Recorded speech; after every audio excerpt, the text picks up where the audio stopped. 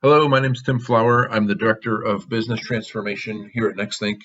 NextThink is a digital experience management company. We focus on monitoring, managing, and improving the end user experience where the experience actually happens, which is at the endpoint, versus trying to extrapolate across a myriad of data center networking tools or across network monitoring. We look at the experience where that experience is happening.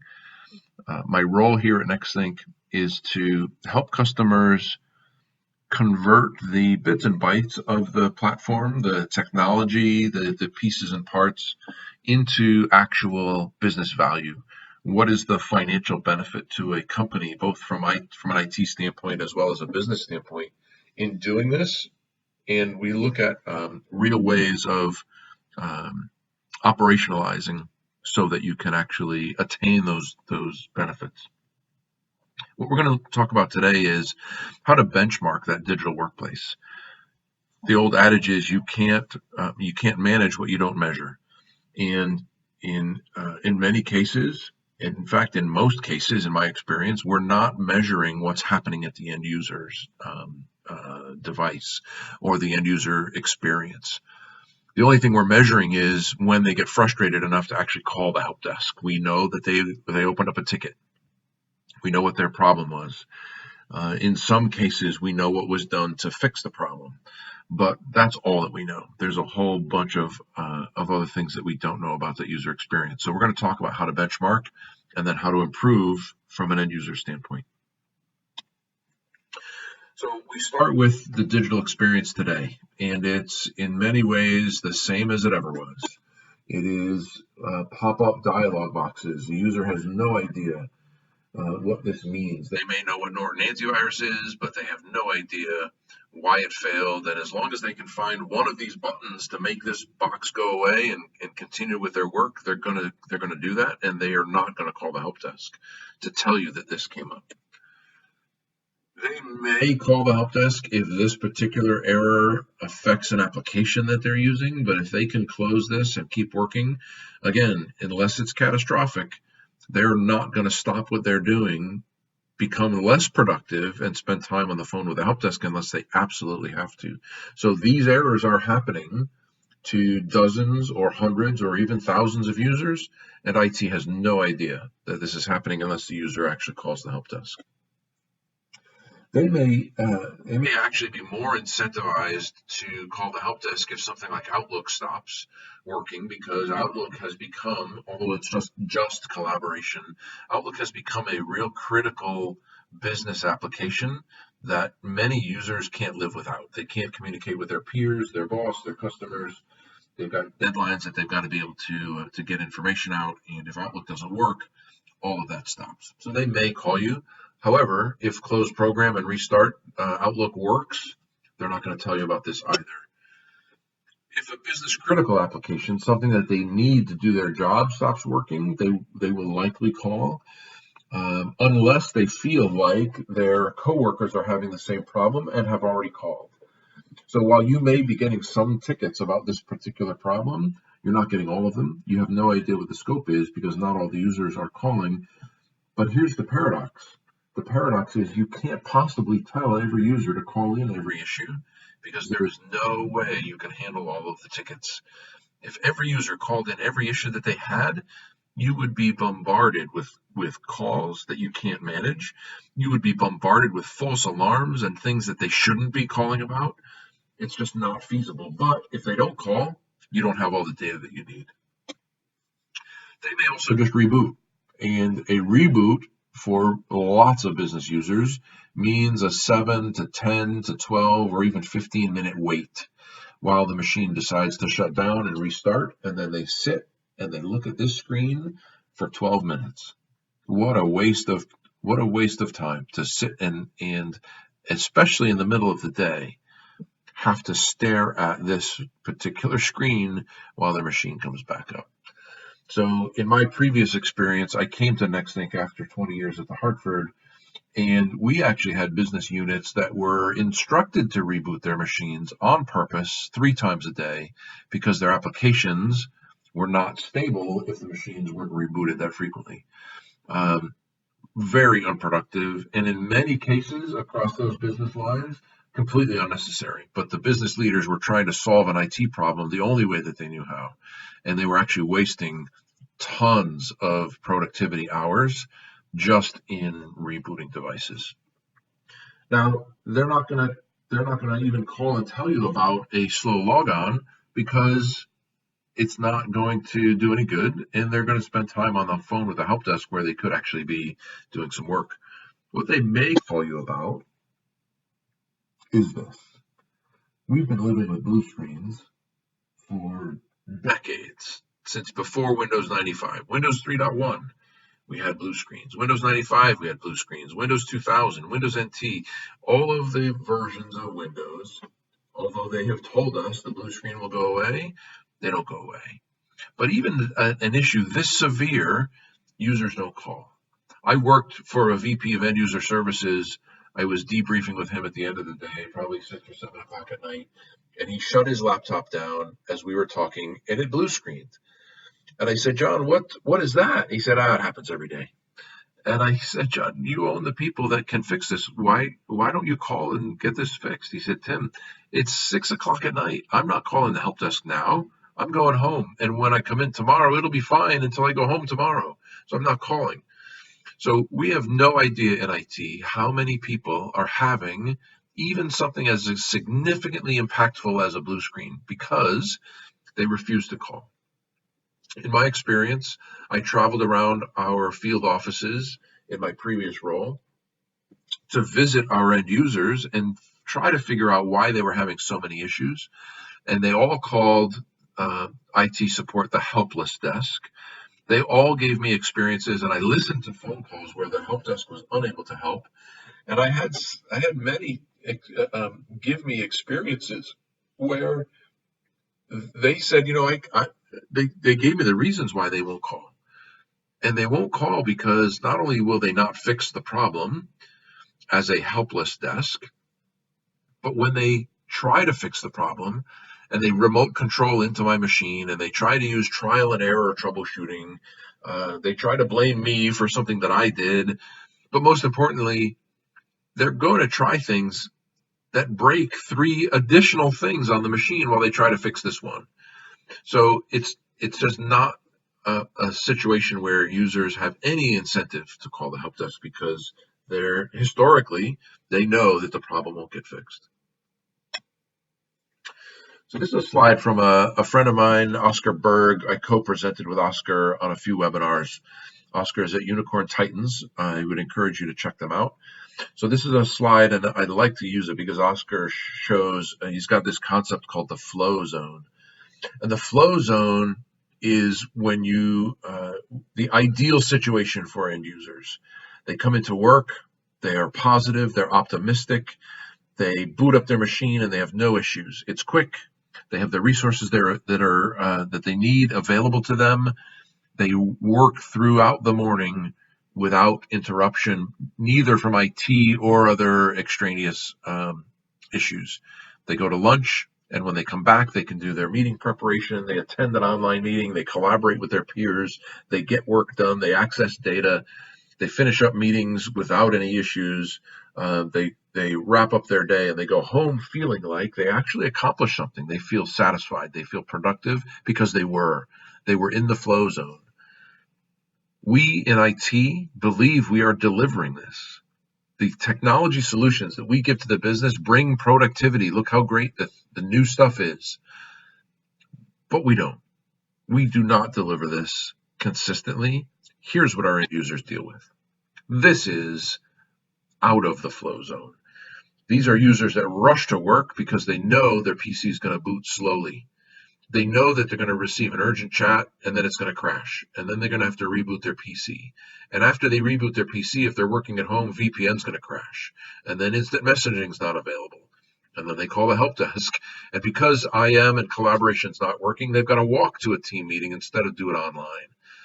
Then they go to lunch, and when they come back, they have to search for information that they can't find. And then they get a server error. And then they've got a policy that prevents a file attachment, and they go through this other low dip in productivity while they look for a workaround. it's a situation where they get to the end of the day exhausted, feeling completely wiped out, having accomplished absolutely nothing. And that's just the individual sentiment. The business sentiment is my users are unproductive and I'm hemorrhaging money because I've got all these people that can't get the job done. This is the problem that IT needs to solve. This is our users' reality, and we need to be able to do something about it. And I'll tell you what, monitoring the server, monitoring the database, monitoring the application, monitoring the network, trying to converge all those data points and figure out what's happening at the end user is absolutely not working. We have decades worth of information that tells us that does not work. So let's talk about the impact when that approach doesn't work and when we've got thousands, tens of thousands, or hundreds of thousands of users experiencing this. Let's talk about what it means to the actual business.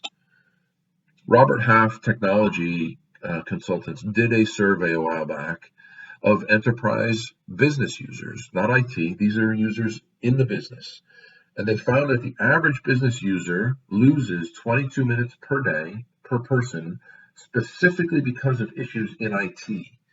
These are not exterior issues. These are problems with the technology that they use on a day in and day out basis. They lose 22 minutes a day. And when we do a gut check, it feels about right. A slow logon, a slow boot, an application crash, a blue screen, one call to the help desk kills 22 minutes.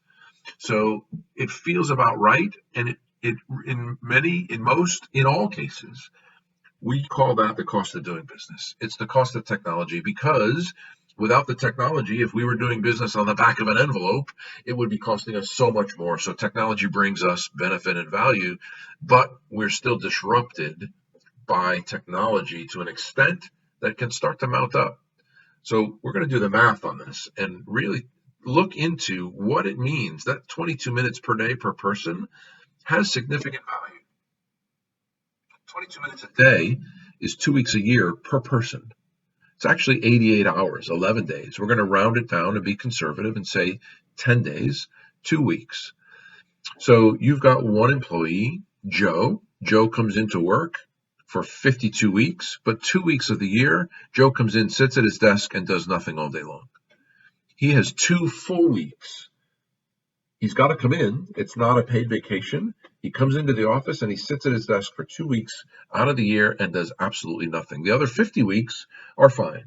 Yeah, he can take vacation, all that's included. But there are 2 weeks specifically for Joe to come in and sit at his desk and do nothing. But we don't have one employee. Let's do the math on 26 employees. 26 employees will lose 52 weeks of productivity. If one user loses 2 weeks, 26 employees will lose 52 weeks, a full year. So you have a company, a small business of 26 people. You're losing a full year of productivity. So now Joe, that comes into work and was spending 2 weeks doing nothing, now Joe is one of 26 people. Joe comes in and sits at his desk all year long, from January to December, and does nothing. You pay Joe to sit at his desk for a full year, every year, and do nothing so that the other 25 can be productive. You may, if you're 26 people, you may be willing to pay a guy to do nothing. If IT actually manifested itself in that way, you might be willing to pay Joe for a full year of salary if your other 25 people could be productive. But we don't have 26 people. We have 26,000 people. A company of 26,000 employees at the numbers that we're talking about will lose 1,000 years of productivity. It's not 1 year. We've multiplied by 1,000. We're going to lose 1,000 years of productivity every single year. So now it's not Joe.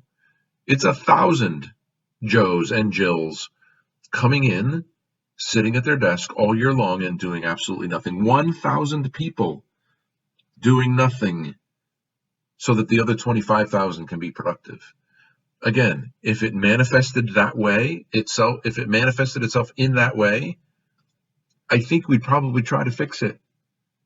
If we've got 1,000 people sitting at their desk doing nothing, we would do something about it, but it doesn't.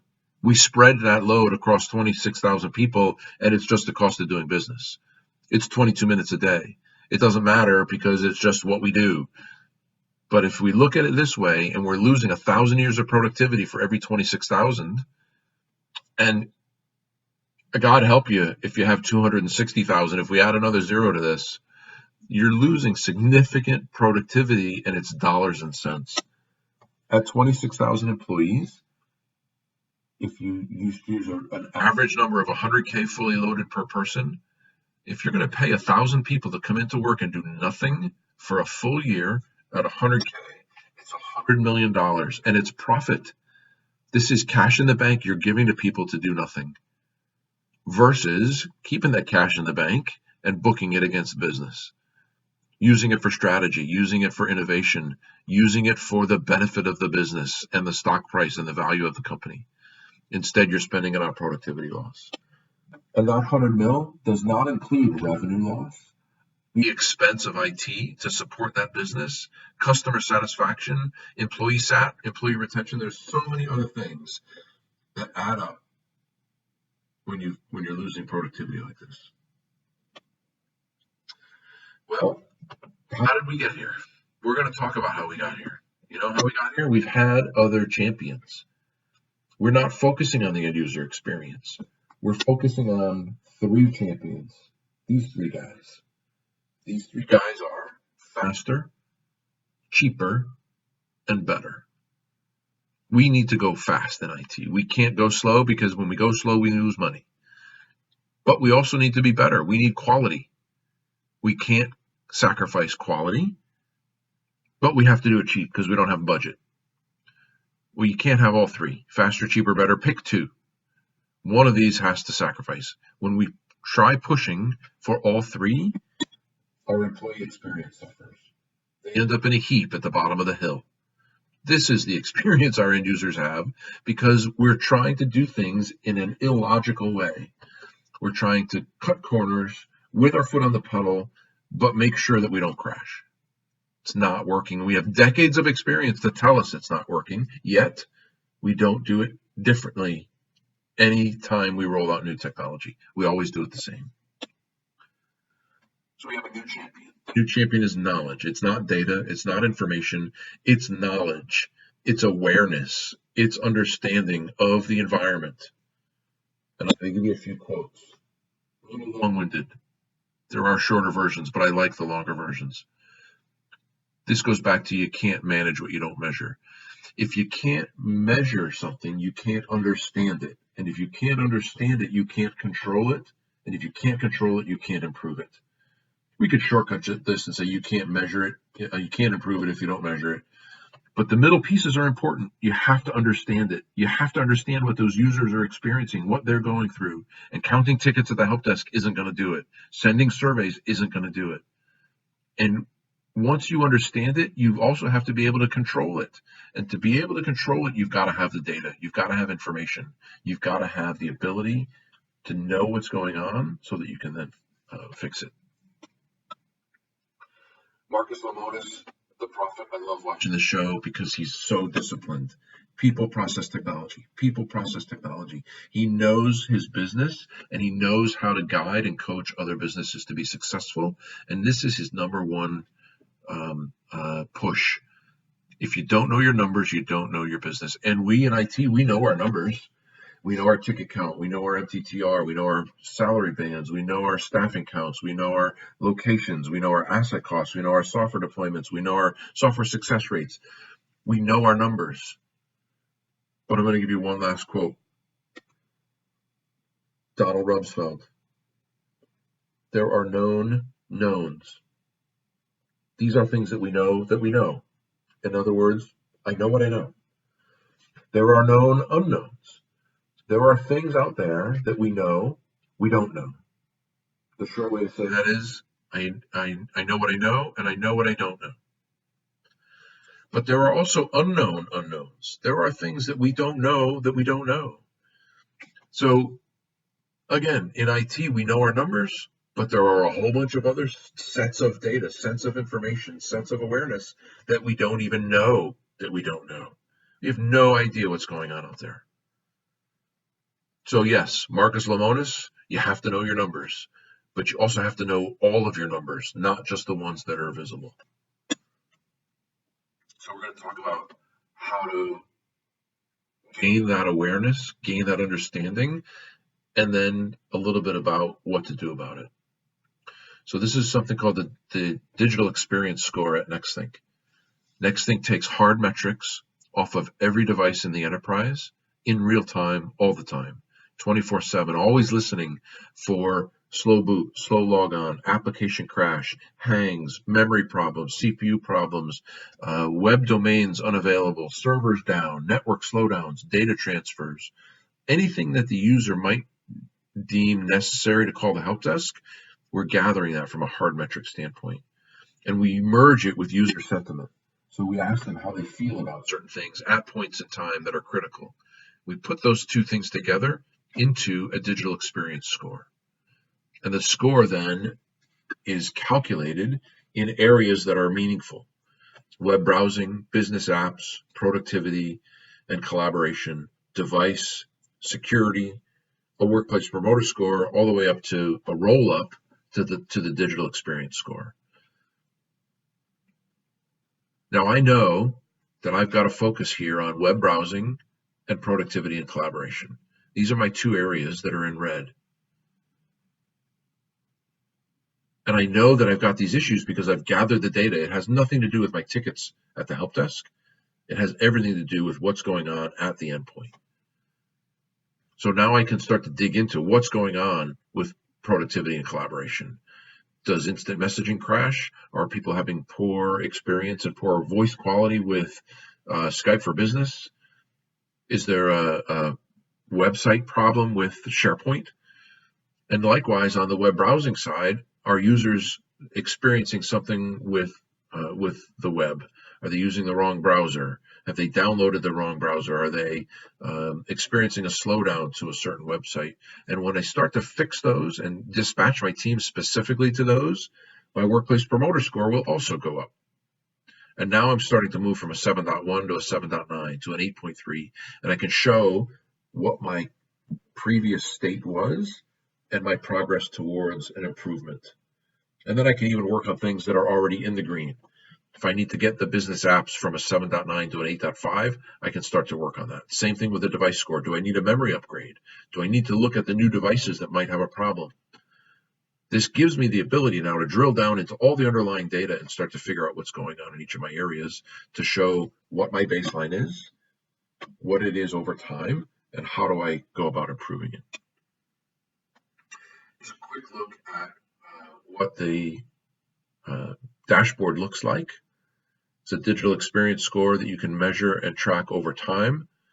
Again, you can narrow down into the different score areas that we just talked about, and then you can also start to narrow it down by region and territory. So I know I've got a security and a web browsing issue in the US and the UAE, but I can tell my executives and my business leaders that the UK, Switzerland, Italy, and France are fine, and I also know that I don't have an issue in mobility. So I can get information out without having to ask the users and without having to ask the help desk. And then more interestingly, I can also start to baseline myself and my business against others in my enterprise, in my particular vertical. So if I'm in healthcare, which is the middle column here at 7.45, in healthcare, I know the 7.45 is the highest. So if I'm at a 6.61, I know that I've got some work to do. I'm not top quartile. But if my score is the 7.45, I can confidently say that we are best in breed. Doesn't mean we can't get better. We can improve that score into the 8s and the 9s. But I know that when my competition and others in my industry look at their scores and report their scores in, that they're not doing as well as I am. And I can go back to my executives and say, listen, we're actually doing pretty good. We've got specific things we're going to work on, but we know that we're leading the pack. Here's what it looks like in terms of funding. we know we've got to fund innovation, and it's always difficult to get that funding because the bulk of our money goes into operations.